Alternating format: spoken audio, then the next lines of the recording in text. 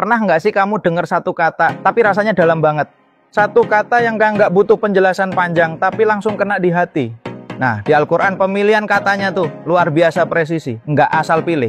Bahkan satu huruf aja bisa punya makna dalam. Hari ini kita mau bahas satu kata yang kelihatannya biasa, tapi ternyata sangat luar biasa. Kita mulai dari surat Al-Isra ayat pertama. Ada satu kata di situ, asra, artinya memperjalankan di malam hari. Tapi kenapa sih nggak pakai safara aja atau zahaba, kan juga artinya perjalanan. Nah, ini dia yang menarik. Jadi kata asra dipakai buat menggambarkan peristiwa besar Isra, perjalanan malam Nabi Muhammad dari Masjidil Haram ke Masjidil Aqsa.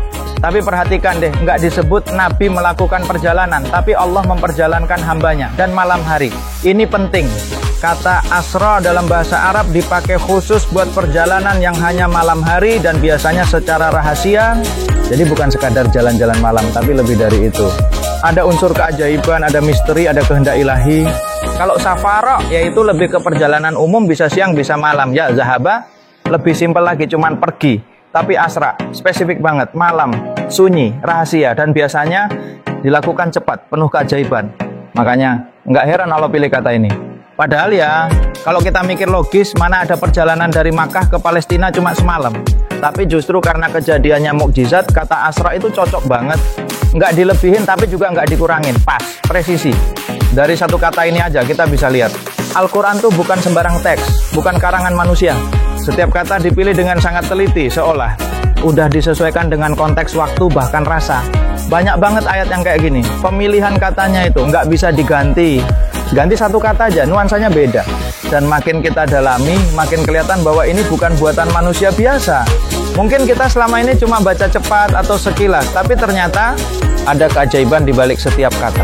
Bahkan satu kata seperti asra bisa membuka wawasan kita soal makna perjalanan, tentang Allah dan tentang kenabian. Ulama-ulama terdahulu udah lama menyadari ini. Mereka bilang Al-Quran itu punya gaya bahasa yang bikin hati tunduk. Dan yang bikin tunduk bukan cuma isinya, tapi cara penyampaiannya. Kalau satu kata aja bisa bikin kita takjub.